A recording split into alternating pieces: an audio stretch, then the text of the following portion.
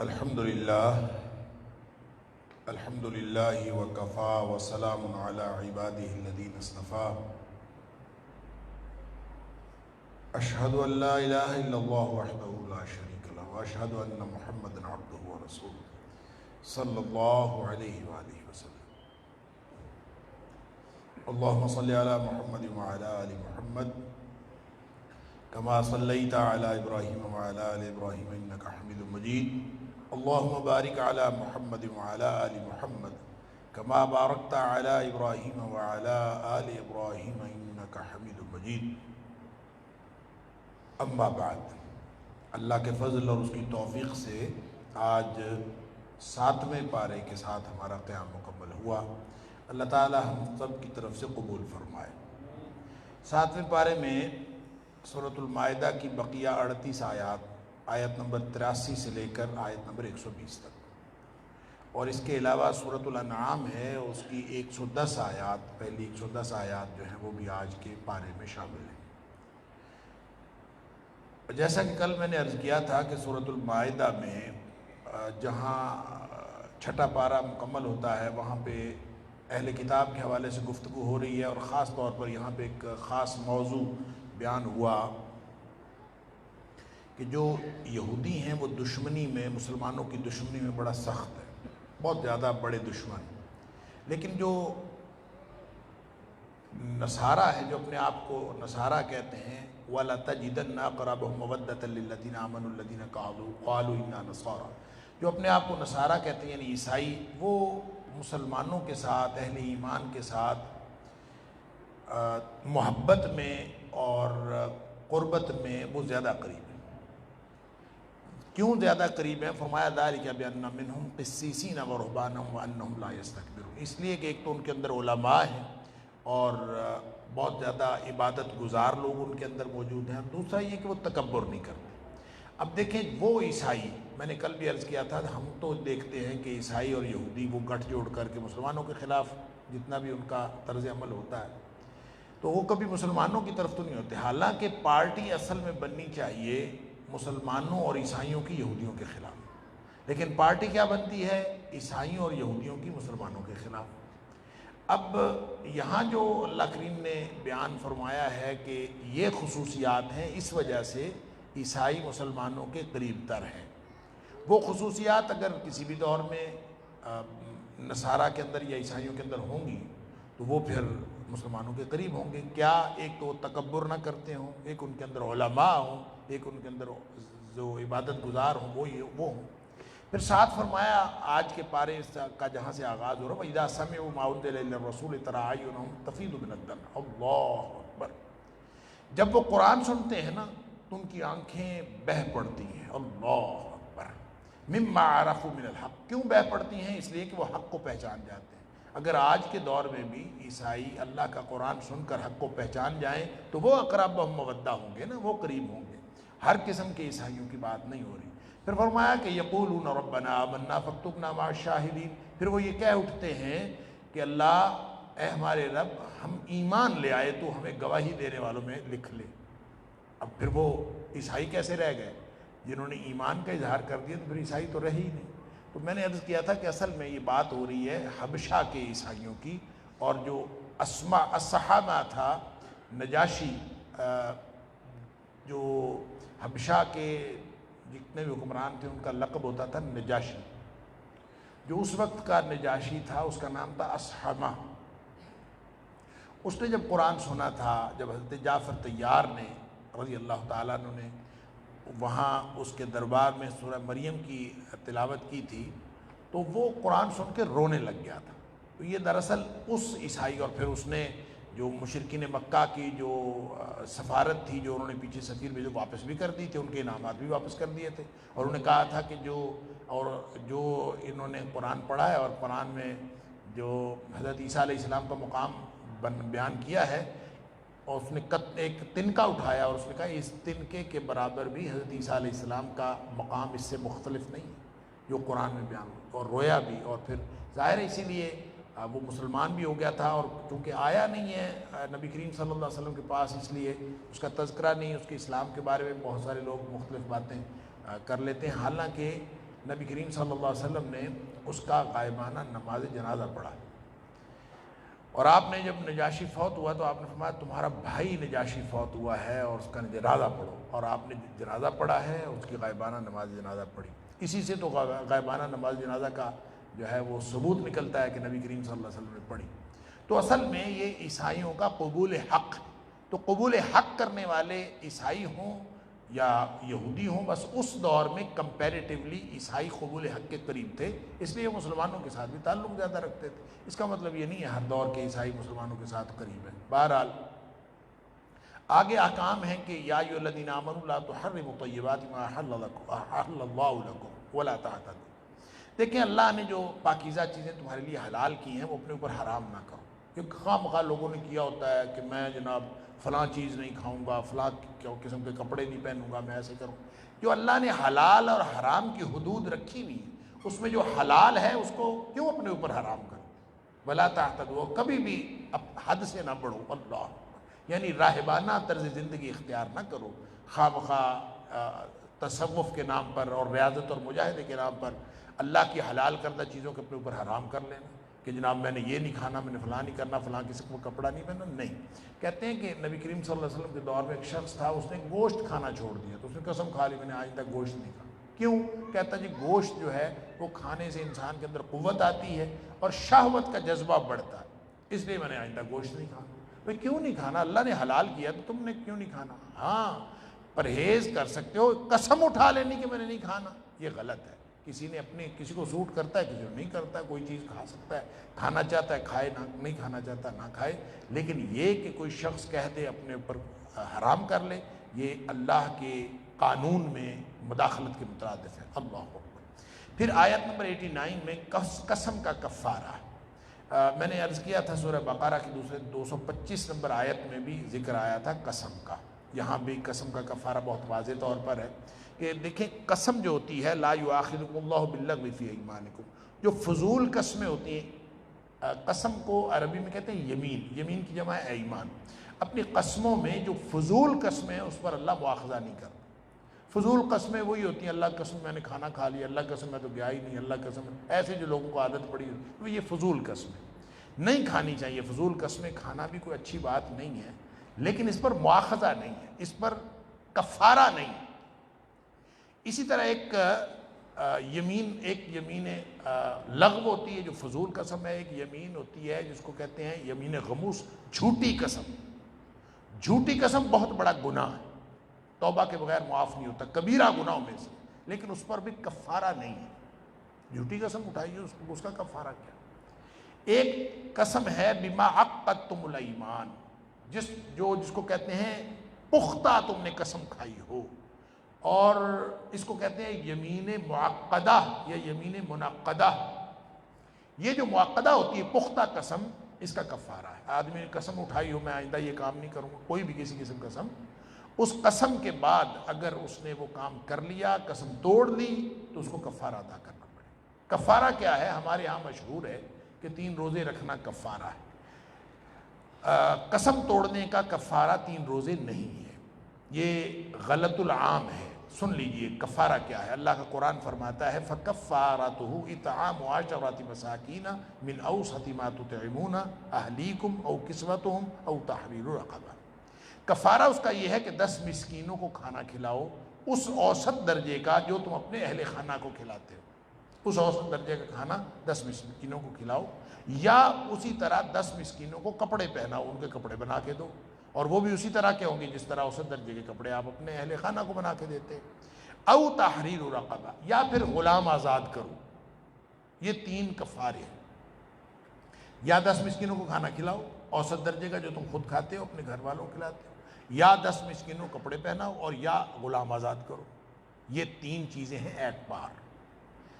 وہ جو 3 روزے ہیں نا، وہ اس وقت ہیں جب کسی شخص کو پہلی 3 چیزوں میں کوئی بھی چیز میسر نہ ہو، پھر اس کے 3 روزے ہیں۔ فَمَن لَّمْ يَجِدْ فَصِيَامُ 3 أَيَّامٍ، جس کو یہ چیزیں میسر نہ ہو تینوں، تو وہ پھر 3 روزے رکھ لے۔ یہ 3 روزے متبادل کے طور پر ہے، کفارہ اصل میں نہیں ہے، یہ متبادل کے طور پر اگر کوئی چیز نہ مانے. آگے شراب کی حرمت کا حکم ہے. یا ایھا الذین آمنوا انما الخمر والمیسر والانصاب والازلام رجس من عمل الشیطان فاجتنبوه لعلکم تفلحون.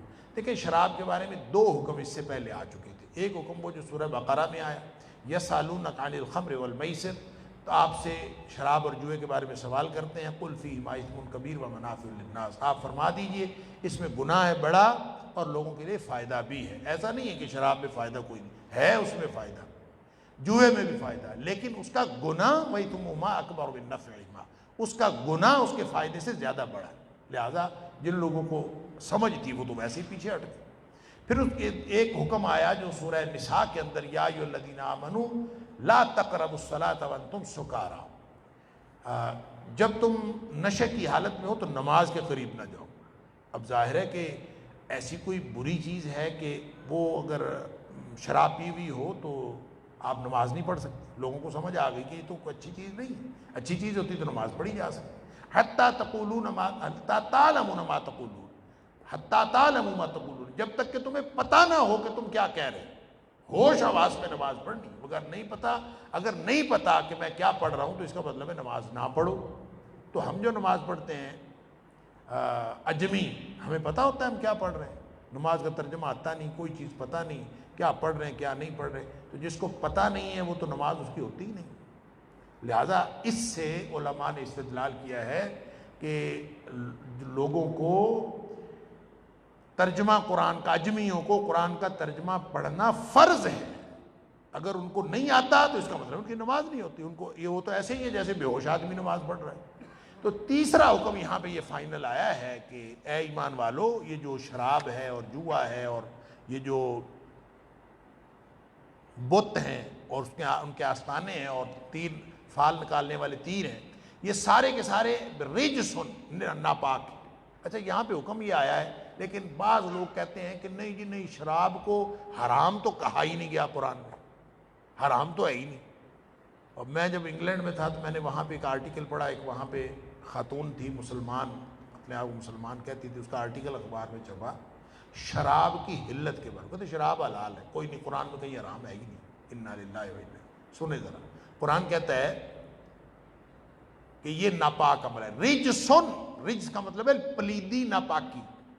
اب آپ اندازہ کریں اگر آگے کچھ بھی نہ کہا جاتا، صرف یہ کہہ دیا جاتا کہ رجس ہے، تو حرام ہوا کہ نہیں ہوا؟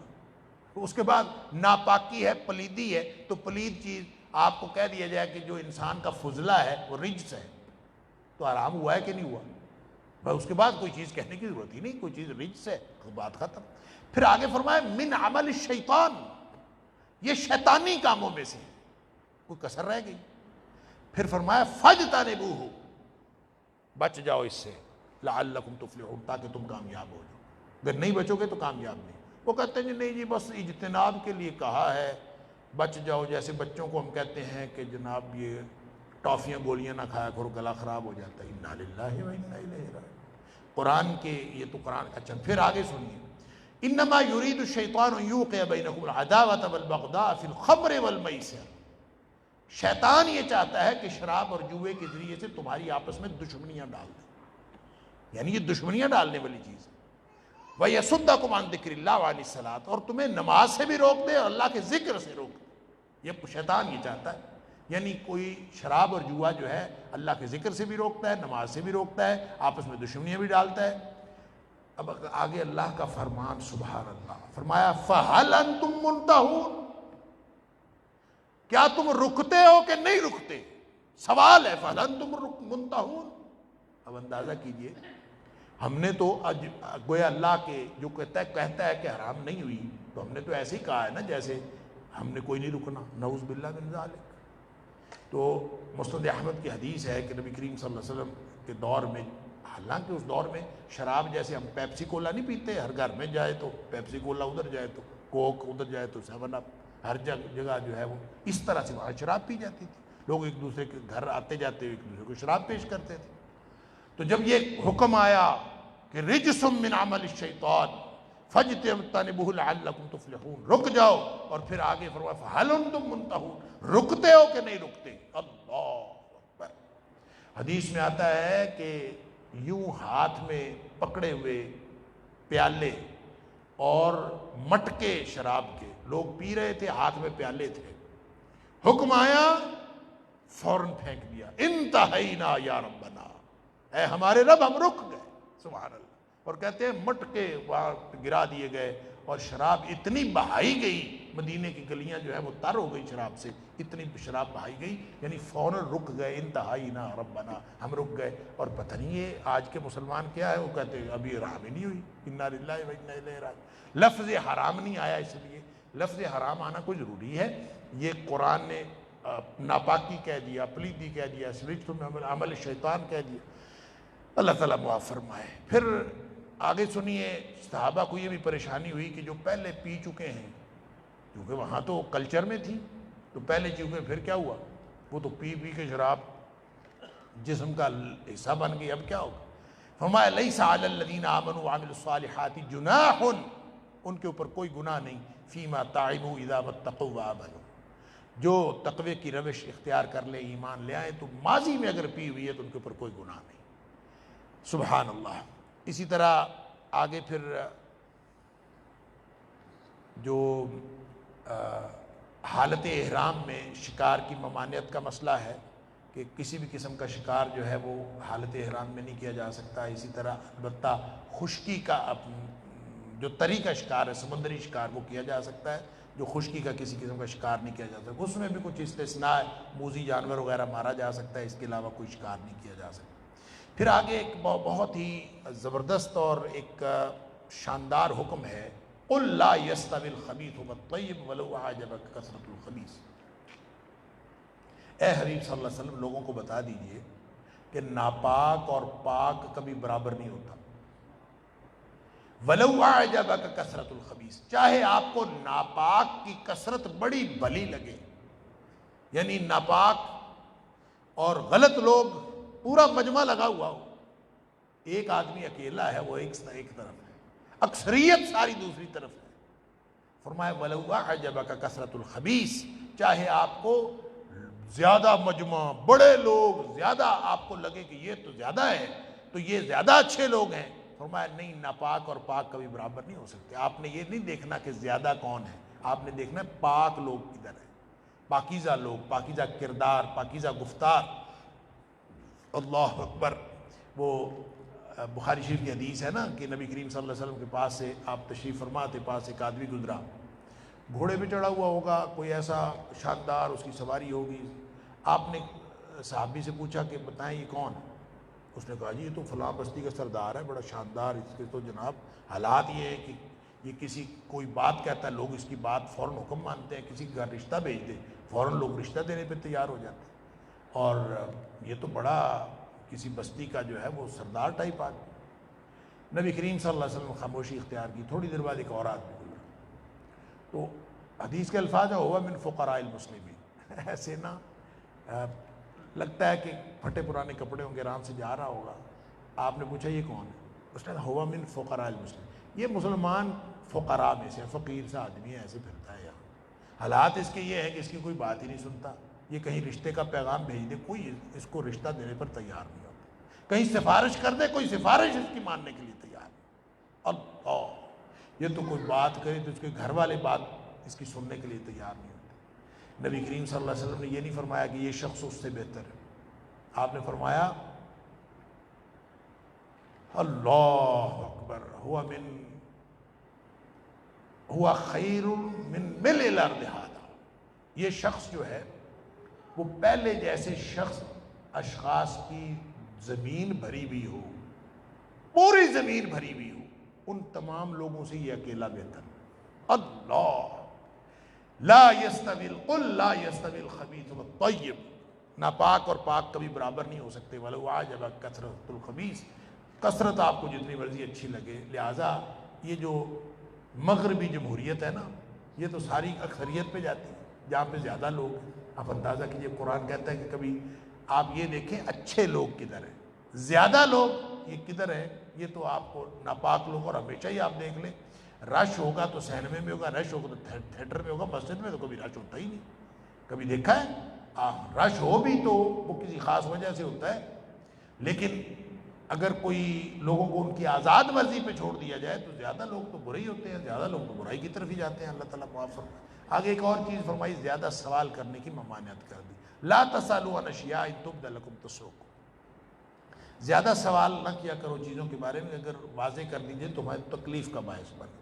گویا زیادہ سوال کی ممانعت ہے، اور اس کا مطلب یہ نہیں کہ تفہیم مسئلہ بھی ہو تو بھی سوال کرنا ممانعت ہے، سوال کیا جا سکتا ہے۔ سورہ بقرہ پڑھتے ہوئے میں نے عرض کیا تھا یستفتونک یسالونک، آپ سے سوال کرتے ہیں، تو صحابہ کرام سوال کیا کرتے تھے، اور بس ایسا ہے کہ وہ سوالات جو خام خواہ دین کے بارے میں اس کی ڈیٹیلز کے بارے میں ایسے سوالات کرنا کہ جس کا تعلق تفہیم مسئلہ سے نہ ہو۔ دیکھیں ایک چیز ہے عقیدہ، ایک ہے عمل، کسی چیز کا تعلق عقیدے کے ساتھ ہے، کسی چیز کا تعلق عمل کے ساتھ۔ آپ تفہیم مسئلہ کے لیے عقیدہ اور عمل کی بات پوچھیں، اگر کسی چیز کا تعلق ان دونوں کے ساتھ نہیں ہے تو پھر آپ کیوں پوچھتے ہیں، سوال کیوں کریں؟ تو ایسے سوال منع۔ نبی پاک صلی اللہ علیہ وسلم نے ذرونی ما ترکتم، جس چیز کے بارے میں تمہیں کھلا چھوڑ دیا جائے اس کے بارے میں مجھے تم بھی چھوڑ دیا کرو، اس لیے کہ پہلی جو فَإِنَّمَا أَهْلَكَ مَنْ كَانَ قَبْلَكُمْ كَثْرَةُ سُؤَالِهِمْ وَاخْتِلَافِهِمْ عَلَى الْأَنْبِيَاءِ، جو پہلی امتیں ہیں وہ زیادہ سوال کرنے کی وجہ سے اور اپنے نبیوں سے اختلاف کرنے کی وجہ سے ہلاک ہوئی، خام خواہ سوال کرنے کی۔ وہ واقعہ ذبح بقر تو آپ نے سنا ہی ہے سورہ بقرہ کے اندر، تو موسیٰ علیہ السلام نے کہا تھا گائے ذبح کرو، سوال پہ سوال، سوال پہ سوال، تو منع کیا ایسے نہ کیا کرو۔ اللہ اکبر۔ پھر اس کے بعد آخر پہ ایک ہولناک منظر ہے قیامت کا، یعنی یہ سورہ مائدہ کے آخر پہ، اور قیامت والے دن اللہ تعالیٰ نبیوں سے پوچھے گا، نبیوں کی بھی ایک انکوائری ہوگی، یوم یجمع اللہ الرسل، سارے نبیوں کو جمع کرنے کا، فیقول ماذا اجبتم، بتاؤ ذرا تمہاری امتوں نے تمہیں کیا جواب دیا تھا، قالوا لا علم لنا، ظاہر ہے وہ تو آ گئے، کہیں گے ہمیں تو پتہ نہیں ابھی بعد میں ہمیں کیا ہوا کیا نہیں ہوا۔ اللہ اکبر، انک انت العلام الغیوب، اللہ تو غیب تو سارا تو جانتے ہیں، ہمیں کیا پتہ۔ پھر اللہ تعالیٰ عیسیٰ علیہ السلام سے ڈائریکٹ ایک سوال کرے گا، عیسیٰ یہ بتاؤ کہ تو نے کہا تھا لوگوں کو کہ مجھے اور میری ماں کو خدا بنا لینا اللہ کو چھوڑ کر، یہ تو نے کہا تھا؟ اللہ اکبر۔ حضرت عیسیٰ علیہ السلام فرمائیں گے کہ اللہ، میں تو جب تک میں وہاں رہا ہوں میں نے تو نہیں کہا، اور میں نے تو کسی کو ایسی بات نہیں کہی۔ قال سبحانک ما یکون لی ان اقول ما لیس لی بحق، جس چیز کا مجھے کہنے کا حق نہیں میں کیوں کروں، تو پاک ہے۔ ان کنت قلتہ فقد علمت، اگر میں نے ایسی کوئی بات کہی ہے تو اللہ تیرے علم میں ہو، میں نے تو ایسی بات کوئی نہیں کہی۔ تعلم ما فی نفسی ولا اعلم ما فی نفسک، اللہ جو کچھ تو جانتا ہے تیرے دل میں ہے میں نہیں جانتا، میرے دل میں جو کچھ ہے وہ تو جانتا ہے، انک انت العلام الغیوب۔ لہذا فرمایا کہ ما قلت لهم الا ما امرتنی به ان اعبدوا اللہ ربی وربکم، میں تو ان کو یہ کہہ کے آیا ہوں کہ اللہ کی بندگی کرو جو میرا بھی رب ہے اور تمہارا بھی رب ہے۔ اللہ اکبر۔ پھر فرمایا وکنت علیہم شہیدا ما دمت فیہم، میں جب تک رہا ہوں میں ان کے اندر اس بات پر گواہ ہوں، اور فلما توفیتنی، جب میں وہاں سے آ گیا ہوں، کنت انت الرقیب علیہم، اللہ پھر تو نگران ہے ان کے اندر، وانت علی کل شیء شہید، تو ہر چیز کا گواہ ہے، دیکھنے والا۔ اللہ اکبر۔ ان تعذبہم فانہم عبادک، اللہ تو اگر ان کو عذاب دے تو تیرے بندے ہیں، تو عذاب دے سکتا ہے۔ وَإِن تَغْفِرْ لَهُمْ فَإِنَّكَ أَنْتَ الْعَزِيزُ، تو اگر چاہے بخش دے چاہے ان کو عذاب دے، میں تو کچھ کر نہیں سکتا۔ اللہ تعالیٰ فرماتا ہے قال اللہ هَذَا يَوْمَ يَنْفَعُ الصَّادِقِينَ صِدْقُهُمْ، وہ دن ہے جب سچے لوگوں کو ان کی سچائی فائدہ دے جائے۔ اللہ، حضرت ابن عباس فرماتے ہیں یہ سچائی سے مراد توحید ہے، یہاں یعنی وہ قیامت والا دن وہ ہے ینفع الموحدین توحیدہم، قیامت والے دن موحدین کو توحید فائدہ دے گی۔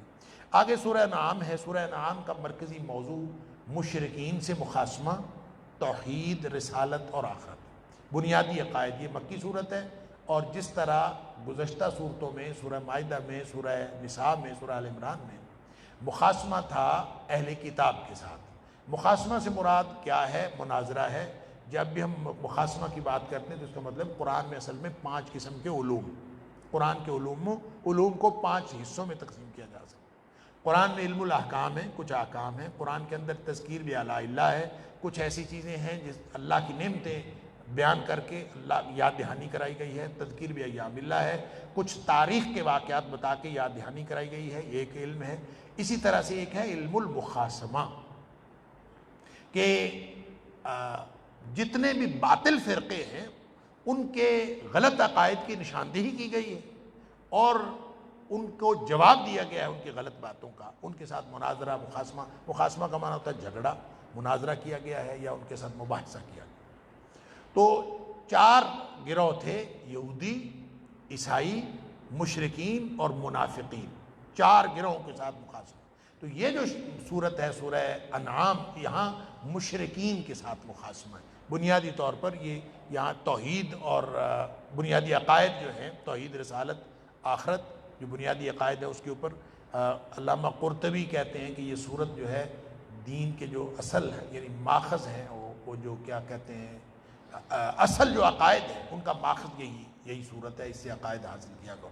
بہرحال اللہ تعالیٰ نے یہاں ملت ابراہیمی کی وضاحت کی ہے، ان کے وارث اصل میں حضرت اسماعیل علیہ السلام اور آگے پھر بنی اسماعیل جو ہیں وہ اس کے اثر وارث ہیں۔ تو مشرکین کی مختلف قسم کی جو کٹ حجتیں ہیں وہ بھی بیان کی ہے۔ تو فرمایا کہ تو شک شبہ کرتے ہیں، ان کو اگر قرآن سامنے لا کے اوپر سے نازل ہوتا اور سامنے لا کے بتا دیا جاتا کہ یہ قرآن ہے، یہ اس کو ہاتھ لگا کے چھو کے دیکھتے، انہوں نے ماننا پھر بھی کوئی نہیں، پھر بھی انہوں نے کہنا تھا جادو، اور رہ گیا یہ کہ کہتے ہیں فرشتہ دکھا۔ فرمایا فرشتہ جب نازل ہوتا ہے نا تو کام تمام ہو جاتا ہے، فرشتہ نہ مانگا کرو، اس لیے کہ فرشتہ آتا ہے تو پھر مہلت ختم ہو جاتی ہے۔ اللہ اکبر! اللہ نے اپنی ذات پر رحمت کو لازم کیا، کتب علی نفسہ الرحمہ، تو اللہ کی رحمت کی وجہ سے تم زندہ ہو، ورنہ اب تک عذاب آ چکا ہوتا۔ اللہ کا عذاب نہیں آ رہا، شرک کے باوجود، ظلم کے باوجود، لوگ پتہ نہیں کیا کچھ کیے جا رہے ہیں، اللہ کی ذات کی کوئی قدر ہی نہیں کرتا، اور لوگ کیے جا رہے ہیں، اللہ پھر بھی معافی، یہ رحمت، یہ تو ہے، عذاب نہیں آ رہا اللہ تعالیٰ۔ اللہ اکبر! پہلے میں نے بات آپ کو بتائی ہوگی کہ میں وہاں حرم میں تھا، کئی سال پرانی بات ہے، تو وہ جہاں مقام ابراہیم پہ نماز پڑھتے ہیں، نماز پڑھ کے میں نماز پڑھ رہا تھا، تو نماز کے دوران وہاں پہ لوگ، کیونکہ رش ہوتا ہے کوئی ادھر ادھر، تو مجھے ایسے لگا جیسے میرے ساتھ والے اور میرے درمیان کوئی آدمی گھس گیا آگے۔ بہرحال میں نماز سے فارغ ہوا تو سمجھ یہ آئی کہ وہ میرے ساتھ جو نماز پڑھ رہے تھے وہ کوئی پیر صاحب تھے، اور جو درمیان میں آ کے گھسا تھا وہ کوئی مرید صاحب تھا، اور وہ مرید صاحب نے پیر صاحب کا گھٹنا پکڑا ہوا تھا اور کعبے کی طرف، چونکہ پیر صاحب کا سامنے کعبۃ اللہ، اللہ اکبر، پیر صاحب چونکہ ان کا رخ مبارک کعبۃ اللہ کی طرف تھا، اور وہ مرید صاحب نے پشت کی ہوئی کعبے کی طرف، اور گھٹنا پکڑ کے پیر صاحب کا بیٹھے ہوئے۔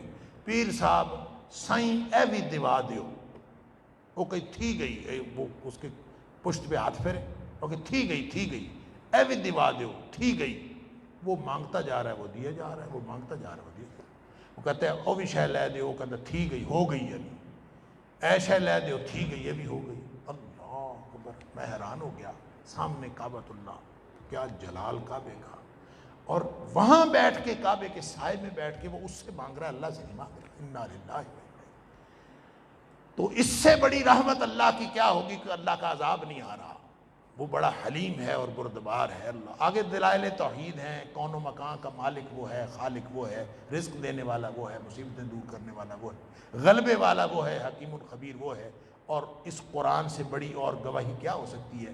قل ای شیء اکبر شہادۃ، اس قرآن سے بڑی اور کیا گواہی ہوگی؟ اللہ اکبر! قل اللہ شہید بینی و بینکم، آپ کہہ دیجئے کہ اللہ میرے اور آپ کے درمیان گواہ ہے۔ وَأُوحِیَ إِلَیَّ هَذَا الْقُرْآنُ لِأُنذِرَکُم بِهِ وَمَن بَلَغَ، یہ قرآن میرے اوپر نازل ہوتا ہے تاکہ میں تمہیں ڈراؤں، تمہیں خبردار کروں جو تم کر رہے ہو۔ اللہ نفع نقصان کا مالک اللہ ہے۔ مشرکین کا قیامت کو شرک سے انکار کر دیں گے، وہ کہیں گے قیامت والے دن تو کہیں گے کہ ہم نے تو شرک کیا ہی کوئی نہیں۔ اللہ اکبر!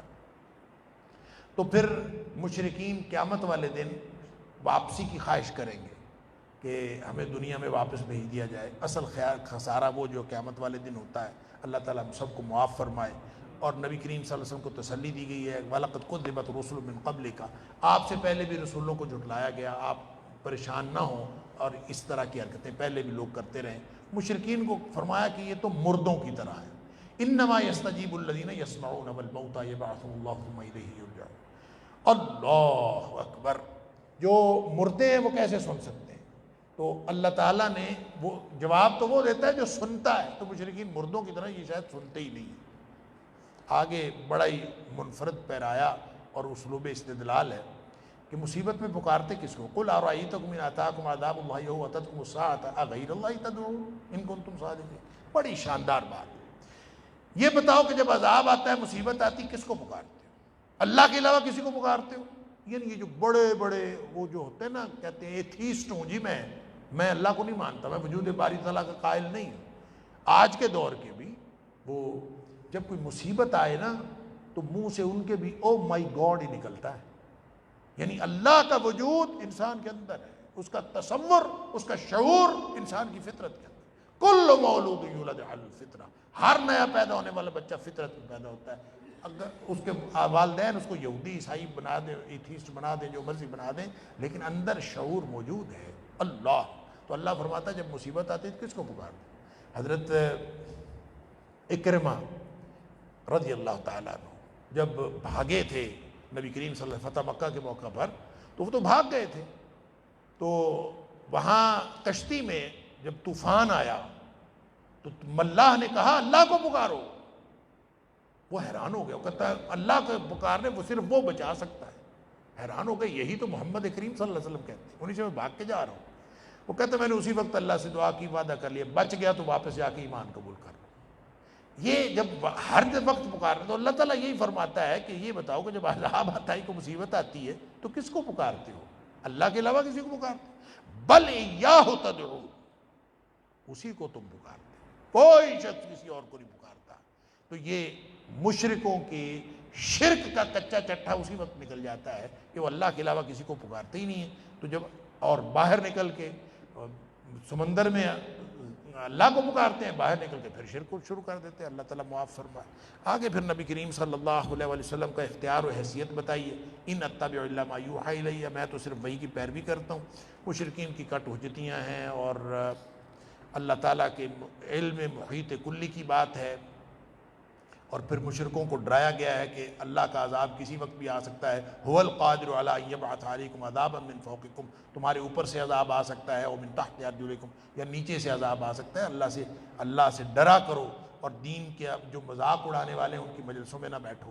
وَإِذَا رَأَيْتَ الَّذِينَ يَخُوضُونَ فِي آيَاتِنَا فَأَعْرِضْ عَنْهُمْ۔ اللہ اکبر۔ اگر تم دیکھو نا، یہ اکثر جگہوں پہ مولوی اور مولویوں کا دین، یہ بڑا شاندار موضوع، جہاں مرضی چھیڑ لیں، اور بس جی مولویوں نے کام خراب کر دیا، مولویوں نے۔ اچھا جی، باقی لوگوں نے تو جناب بڑے ترقیاں کی ہوئی، مولویوں نے کام خراب کر دیا۔ اللہ اکبر۔ اللہ تعالیٰ فرماتا ہے جہاں پہ اللہ کے دین کی باتیں ہو رہی ہوں اور اس کا مذاق اڑایا جا رہا، اس محفل میں نہ بیٹھو۔ یہ سورہ نساء میں بھی یہ بات کہی تھی کہ وہاں سے اٹھ جایا کرو، اور یہاں بھی فرمایا کہ وہاں سے فَأَعْرِضْ عَنْهُمْ حَتَّىٰ يَخُوضُوا فِيهِ۔ ہاں کوئی اور باتیں کر رہے ہو تو بیٹھ سکتے ہیں، جہاں اللہ کے دین کا مذاق اڑایا جا رہا ہو ایسی محفل میں نہیں بیٹھنا چاہیے۔ پھر آیت نمبر 74 سے 94 تک دوسرا حصہ ہے، یہاں یہ بتایا تمام انبیاء کی دعوت کا مشترکہ نقطہ توحید ہے، تم نبوت کے منکر نہ بنو۔ ابراہیم علیہ السلام کا یہاں پہ مثال دی کہ انہوں نے توحید سمجھانے کے لیے 4 مناظرے کیے۔ پہلا مناظرہ ان کا باپ کے ساتھ تھا جو سورہ مریم میں ذکر ہوگا، دوسرا مناظرہ ان کا نمرود کے ساتھ تھا جو سورہ بقرہ میں ذکر ہو گیا، تیسرا مناظرہ ان کا عوام کے ساتھ تھا جب انہوں نے بت توڑے، اس کا ذکر آئے گا سورہ انبیاء کے اندر، چوتھا مناظرہ جو یہاں دعوت فکر دی۔ دعوت فکر کا بھی عجیب انداز، پہلے ستارے کو دیکھا، اچھا چمک رہا ہے، یہ میرا خدا ہے، ڈوب گیا، اگر ڈوبنے والا خدا کیسے ہو سکتا؟ اب مظاہر فطرت پر غور فرما، چاند نکلا، ان کا بڑا چمک رہا ہے چاند، یہ خدا ہوگا، ڈوب گیا، ڈوبنے والا خدا کیسے ہو سکتا؟ پھر سورج نکلا، او سورج چمک بھی رہا ہے بھی بڑا ہاتھ اکبر، یہ میرا خدا ہے، پھر وہ بھی ڈوب گیا، تو ڈوبنے والا خدا کیسے ہو سکتا ہے؟ اللہ! یہ کر کے ان کو پوری سمجھا کے یہ عوام کو، الناس کو سمجھایا، دعوت فکر دی، اور پھر پتہ کیا کہا؟ انی وجہت وجہ الذی فطر السماوات والارض حنیفا وما انا من المشرکین۔ اللہ! وحاجہ قومہ، ان کی قوم ان کے ساتھ لڑنے لگی، جھگڑا کر۔ اب کہا کیا؟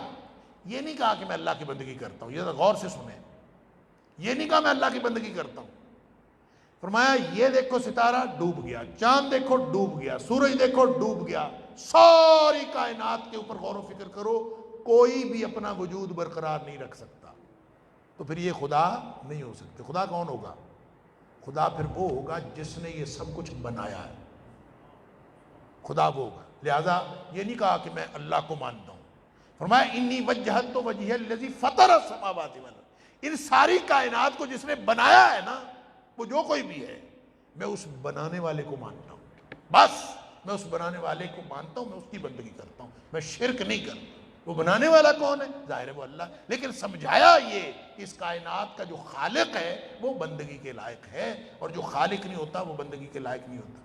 ایمان والوں کو کہا کہ اپنے آپ کو شرک سے بچا لو، الذین آمنوا ولم یلبسوا ایمانہم بظلم اولئک لہم الامن وہم مہتدون۔ فرمایا ایمان لائے تو پھر اپنے آپ کو ظلم سے بچاؤ۔ جس نے ظلم سے نہیں بچایا نا تو وہ تو ایمان والے نہیں، امن میں نہیں ہوں گے، یعنی ظلم سے بچا لو۔ تو صحابہ کرام ڈر گئے کہ کون سا آدمی ہے، کون سا مومن ہے کبھی اپنے اوپر ظلم نہ کیا، ہر شخص پر کبھی نہ کوئی غلطی تو ہو جاتی ہے۔